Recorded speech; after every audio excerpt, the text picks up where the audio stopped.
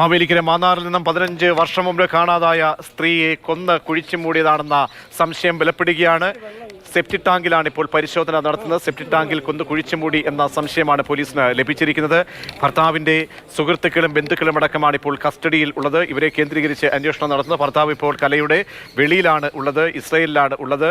അങ്ങനെ വളരെ നിർണായകമായ പരിശോധനയാണ് ഇപ്പോൾ പോലീസും ഫോറൻസിക് സംഘവും ഒക്കെ തന്നെ മാന്നാറിൽ നടത്തിക്കൊണ്ടിരിക്കുന്നത്. വളരെ പ്രധാനപ്പെട്ട ഒരു കാര്യം, 15 വർഷം മുമ്പ് ഉള്ള സംഭവമാണ്. അന്നാണ് കുഴിച്ചു മൂടപ്പെട്ടത് എന്നാണ് പോലീസിന് ലഭിച്ചിരിക്കുന്ന വിവരം. അതുകൊണ്ട് ഈ കേസിൽ വളരെ പ്രധാനപ്പെട്ട വെല്ലുവിളി ഇതിൻ്റെ തെളിവുകൾ, ശരീരാവശിഷ്ടങ്ങൾ ശേഖരിക്കുക എന്ന കാര്യമാണ്. അത് ശേഖരിക്കുമ്പോൾ എന്തൊക്കെ തെളിവുകൾ ബാക്കിയുണ്ട്, ശരീരത്തിൻ്റെ അവശിഷ്ടങ്ങൾ ബാക്കിയുണ്ട് എന്നത് വളരെ പ്രധാനപ്പെട്ടതാണ്. അതുകൊണ്ട് മണ്ണ് മാറ്റുമ്പോഴും മണ്ണ് നീക്കം ചെയ്യുമ്പോഴും ആ മണ്ണ് ശേഖരിച്ച് കൃത്യമായി അവിടെ പരിശോധന നടത്തുന്നുണ്ട്. ഏതെങ്കിലും തരത്തിലുള്ള അവശിഷ്ടങ്ങൾ ഉണ്ടോ എന്നൊക്കെയുള്ള കാര്യങ്ങൾ ഒരു ഭാഗത്ത് ഫോറൻസിക് വിദഗ്ധരൊക്കെ തന്നെ ഇപ്പോൾ ശേഖരിക്കുകയും തയ്യാറാക്കുകയും ഒക്കെ ചെയ്യുകയാണ്. അന്വേഷണം പുരോഗമിക്കുന്നുണ്ട്. വളരെ വിദഗ്ധരായിട്ടുള്ള ആളുകൾ, പോലീസും ഫോറൻസിക് സംഘവും ഒക്കെയാണ് ഈ പരിശോധന നടത്തിക്കൊണ്ടിരിക്കുന്നത്. 27 വയസ്സുള്ളപ്പോഴാണ് ഈ കലയെ കാണാതാകുന്നത്. ഈ കലയുടെ ദുരൂഹതയുമായി, തിരോധാനവുമായി ബന്ധപ്പെട്ട് ഒരുപാട് ദുരൂഹതകൾ ഇപ്പോൾ നിലവിലെ സാഹചര്യത്തിൽ നിലനിൽക്കുന്നു. എങ്ങനെയാണ്, എന്തിനു വേണ്ടിയാണ് ഈ പ്രതികൾ കൊല നടത്തിയത്? ഭർത്താവ് ഭാര്യയെ എന്തിന് കൊലപ്പെടുത്തുന്നു? ഭർത്താവും ഭാര്യയും തമ്മിലുള്ള തർക്കം എന്തുകൊണ്ടുണ്ടായി? ബന്ധുക്കൾ കൂടിയാണ് ഇതിനൊപ്പം ചേർന്നത് എന്ന് പറയുമ്പോൾ എന്തുകൊണ്ടൊപ്പം ഈ ബന്ധുക്കളും സുഹൃത്തുക്കളും ഒക്കെ തന്നെ ഈ കൊലപാതകത്തിനൊപ്പം ചേർന്നു? കാറിൽ വെച്ചാണ് കൊലപ്പെടുത്തിയെന്നാണ് പറയുന്നത്.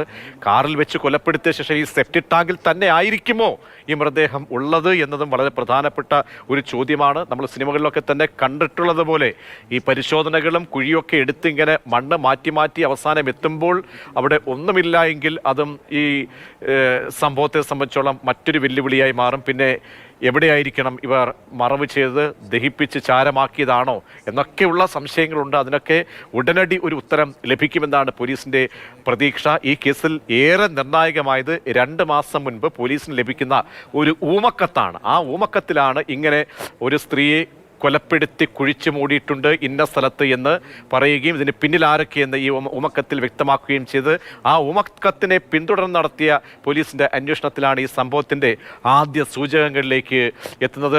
രഘുനാഥ് ഈ സംഭവ സ്ഥലത്ത് നിന്ന് നമ്മോടൊപ്പം വീണ്ടും ചേരുന്നുണ്ട്. രഘു, എന്തെങ്കിലും പുരോഗതിയോ എന്തെങ്കിലും തെളിവുകളുടെ കണികകൾ എന്തെങ്കിലും ലഭ്യമായിട്ടുണ്ടോ? ഇനി എത്രത്തോളം കുഴിക്കേണ്ടി വരും?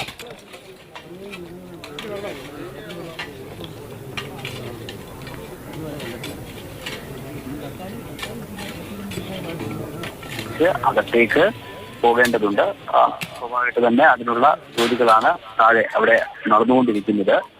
എന്തായാലും 15 വർഷം മുൻപ് നടന്നു അല്ലെങ്കിൽ തിരോധാനത്തിന്റെ ചുരുളാണ് അഴിയാൻ പോകുന്നത്. നമ്മളിപ്പോൾ എന്റെ തൊട്ടടുത്ത് നിന്ന് കേട്ടിൽ നിന്നോട് സംസാരിച്ചത് ഈ കലയെ കാണാതായപ്പോൾ ആളുകളൊക്കെ പറഞ്ഞത് എവിടെയോ വിളിച്ചോടിപ്പോയി അല്ലെങ്കിൽ കടന്നുപോയി എന്നുള്ളൊരു വിവരമായിരുന്നു ഇവരൊക്കെ പ്രതീക്ഷിച്ചിരുന്നത്. എവിടെയൊക്കെയോ പോയി ജീവിച്ചിട്ടുണ്ടാ എന്നുള്ളത്. ചേട്ടാ, ഈ കലയെ അറിയാമായിരുന്നോ? എങ്ങനെ അറിയാം? നമ്മുടെ അടുത്ത് തന്നെയാണ്. ഈ കലയ്ക്ക് എന്ത് സംഭവിച്ചിട്ടുണ്ടായിരുന്നു നിങ്ങളുടെ ഒരു ഇത്? രാമോന്റെ കൂടെ പോയെന്നുള്ളത്. രാമോന്റെ കൂടെ പോയെന്നുള്ളതില്ല. ഇതിന്റെ പ്രേമവിവാഹമായിരുന്നു.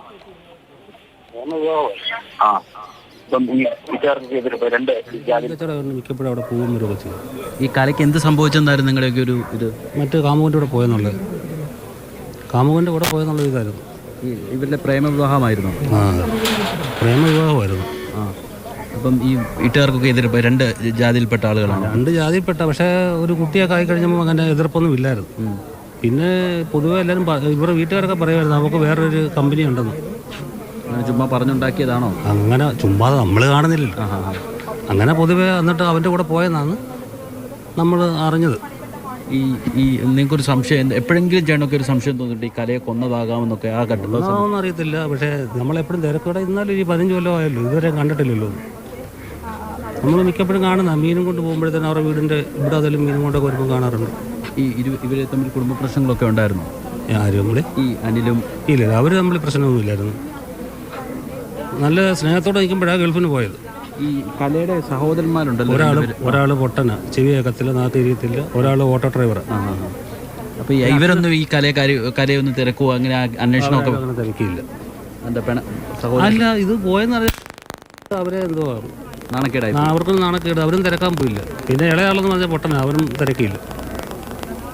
ഇതാണ് ബന്ധുക്കളൊക്കെ പറയുന്നത്. കാരണം ഈ ഒരു മകൾ ആദ്യം ഒരു പ്രമേയവിവാഹിതയാവുന്നു, അതിനുശേഷം മറ്റാടെയോ കൂടി ഏൽപ്പിച്ച് പോയ ആളായതുകൊണ്ട് സ്വാഭാവികമായിട്ട് തന്നെ കലയെ ഇതുവരെ തിരക്കിയതുമില്ല. അതായിരിക്കാം ഒരുപക്ഷെ പ്രതികൾക്ക് ഇത്രയും നാളും സുഖമായി തിരക്കാൻ ഈ കലയെ ആളുകളൊക്കെ അന്വേഷിക്കുമ്പോൾ ഞങ്ങളവിടെ കൊന്നു കൊച്ചു മൂടിയിട്ടുണ്ടോ എന്ന് മനസ്സിൽ പറഞ്ഞുകൊണ്ട് ഇവിടെയൊക്കെ സ്വസ്ഥമായി ജീവിക്കാനും സ്വൈര്യമായി കുടുംബജീവിതം നയിക്കാനുമൊക്കെ അവർക്ക് കഴിഞ്ഞത് അതുകൊണ്ടായിരിക്കാം. എന്തായാലും ഞാൻ കുറച്ചു മുൻപ് പറഞ്ഞതുപോലെ തന്നെ ഈ കേസിൽപ്പെട്ട അല്ലെങ്കിൽ ഈ കൊലപാതകത്തിൽ നേരിട്ട് പങ്കെടുത്ത ചില ആളുകൾ മദ്യപിച്ചതിന് ശേഷം മദ്യപിക്കുന്ന ഘട്ടത്തിൽ സുഹൃത്തുക്കളോടൊക്കെ പങ്കുവെക്കും ഈ കൊലപാതകത്തിന്റെ കാര്യം എന്നുള്ളതാണ് പോലീസ് നമുക്ക് ലഭിക്കുന്നത്. അങ്ങനെ വിവരമറിഞ്ഞ ആരോ ഒരാളായിരിക്കാം അമ്പലപ്പുഴ പോലീസ് സ്റ്റേഷനിലേക്ക് ഒരു ഊമക്കത്ത് അയക്കുകയും അതിന്റെ അടിസ്ഥാനത്തിൽ നമ്മൾ പ്രത്യേകം എടുത്തു പറയേണ്ടത് പോലീസിന്റെ ഇതിനകത്ത് ഒരു ക്രിയാത്മകമായ അവരുടെ ഒരു ഇടപെടലാണ്, ആത്മാർത്ഥമായ പോലീസിന്റെ ഒരു ഇടപെടൽ കൊണ്ടാണ് ഇത്തരത്തിൽ കലയുടെ ഒരു കൊലപാതകമാണ് എന്നുള്ള ഘട്ടത്തിലേക്ക് കാര്യങ്ങൾ എത്തിക്കുന്നത്. ഇപ്പോൾ 4 അടിയോളം കുഴിച്ച് സെപ്റ്റി ടാങ്കിന്റെ ആ ഭാഗത്ത് എത്തിയിട്ടുണ്ട്. അപ്പോൾ സ്വാഭാവികമായിട്ടും അതിനകത്ത് മാലിന്യങ്ങളുണ്ടാകും. അത് നീക്കം ചെയ്യാൻ വേണ്ടിയുള്ള കാര്യങ്ങളാണ് ചെയ്തുകൊണ്ടിരിക്കുന്നത്. ആ മാലിന്യങ്ങൾ നീക്കം ചെയ്യുമ്പോൾ പക്ഷേ മൃതദേഹത്തിന്റെ ഏതെങ്കിലും രീതിയിലുള്ള അവശിഷ്ടങ്ങൾ, അസ്ഥികളോ മുടിയോ അല്ലെങ്കിൽ നഖമോ എന്തെങ്കിലും കിട്ടുമെന്നാണ് അന്വേഷണ സംഘത്തിന്റെ പ്രതീക്ഷ. ഫോറൻസിക് ഉദ്യോഗസ്ഥരടക്കം സ്ഥലത്തുണ്ട്. അത് കിട്ടിയതുകൊണ്ട് മാത്രം കാര്യമില്ല, അത് കലയുടേതാണെന്ന് DNA പരിശോധനയിലൂടെ തെളിയിക്കേണ്ടത് ഈ കേസിന്റെ ഒരു നിർണായകമായ ഘട്ടമാണ്, നിർണായകമായ ആവശ്യവുമാണ്. അത്തരത്തിൽ അതിവേഗതയിൽ തന്നെയുള്ളൊരു ഇടപെടലാണ് പോലീസിന്റെ ഭാഗത്തു നിന്ന് നടത്തിക്കൊണ്ടിരിക്കുന്നത്. ഇപ്പോൾ എന്തെങ്കിലും പ്രാഥമികമായിട്ട് ശേഖരിക്കാനായിട്ടുണ്ടോ? കേസിന് അനുകൂലമായ യാതൊരു കാര്യങ്ങളും ശേഖരിക്കാൻ വേണ്ടി ആയിട്ടില്ല. കാരണം ഒരു 4 അടിയോളം അതിന് ഒരു മണ്ണുവണ്ടിയൊക്കെ യന്ത്രമൊക്കെ ഉപയോഗിച്ചൊരു 4 അടിയോളം ഭൂമി കാത്തിട്ടുണ്ട്. ആ ഭാഗത്താണ് ഈ സേഫ്റ്റി ടാങ്ക് കണ്ടപ്പോൾ ഇതുപോലെ ഒരു കുപ്പിയിലോ മറ്റോ കുപ്പിയിൽ അടച്ച് ചില മണ്ണിൽ നിന്നും ശേഖരിച്ച എന്തൊക്കെയോ വസ്തുക്കൾ കുപ്പിയിൽ അടച്ചു കൊടുക്കുന്നുണ്ട്. അതുകൊണ്ടാണ് ചോദിച്ചത്. സ്വാഭാവികമായിട്ട് തന്നെ മണ്ണോ അല്ലെങ്കിൽ ഏതെങ്കിലും രീതിയിലുള്ള മുടിയോ സഹാവശിഷ്ടങ്ങളോ ഒക്കെ ആയിരിക്കാം. സ്വാഭാവികമായിട്ട് തന്നെ ഇത്തരത്തിലൊക്കെ മണ്ണ് കുഴിക്കുമ്പോൾ സാധാരണ നിലയിൽ ഇത്തരം കാര്യങ്ങളൊക്കെ കിട്ടാറുണ്ട്. അതൊക്കെ ആയിരിക്കാം പോലീസ് ഉദ്യോഗസ്ഥർ ശേഖരിക്കുന്നത്. പക്ഷേ കലയുടേതെന്ന് ഉറപ്പിക്കാൻ പറ്റുന്ന രീതിയിലുള്ള യാതൊരു വിധമായ തെളിവുകളും ഇതുവരെ പോലീസ് ഉദ്യോഗസ്ഥർക്ക് ലഭിച്ചിട്ടില്ല. കാരണം 15 വർഷം മുൻപ് നടന്നൊരു കൊലപാതകം സെപ്റ്റി ടാങ്കിൽ നിക്ഷേപിച്ചു, മൃതദേഹം സെപ്റ്റി ടാങ്കിൽ മറവ് ചെയ്തു എന്നുള്ളതാണ് അവരുടെ മൊഴി. അങ്ങനെയാണെങ്കിൽ തന്നെ 15 വർഷമായിരിക്കുന്നു. സ്വാഭാവികമായിട്ടും തന്നെ മൃതദേഹം എത്രയോ വർഷങ്ങൾക്ക് മുൻപ് തന്നെ നശിച്ചു പോയിട്ടുണ്ടാകാം. ഇനി അവശേഷിക്കുക അസ്ഥിയും ഒപ്പം തന്നെ നഖമോ മുടിയോ അങ്ങനെയുള്ള എന്തെങ്കിലുമൊക്കെ ആയിരിക്കും. അത് വീണ്ടെടുത്ത് കലയുടേതാണെന്ന് ഉറപ്പിക്കുമ്പോൾ മാത്രമേ കലയുടേത് കൊലപാതകമാണെന്ന് നമുക്ക് ശാസ്ത്രീയമായി അല്ലെങ്കിൽ ഔദ്യോഗികമായി പോലീസിന് സ്ഥിരീകരിക്കാൻ ആവുകയുള്ളൂ. ധാരാളം ആളുകൾ ഈ മാധ്യമങ്ങളിലൂടെയൊക്കെ ഈ വാർത്ത അറിഞ്ഞ് ധാരാളം ആളുകളാണ് ഇവിടേക്ക് വന്നുകൊണ്ടിരിക്കുന്നത്. പോലീസ് ആ തിരക്കൊക്കെ കൂട്ടുന്ന ആളുകളെ നിയന്ത്രിക്കാൻ വേണ്ടി വല്ലാതെ പാടുപെടുന്നുണ്ട്. എന്തായാലും ഒരു 1-2 മണിക്കൂറിനകം തന്നെ ഒരു നിർണായകമായ എന്തെങ്കിലും കാര്യങ്ങൾ ലഭിക്കും എന്നുള്ളതാണ് അന്വേഷണ സംഘത്തിന്റെ പ്രതീക്ഷ.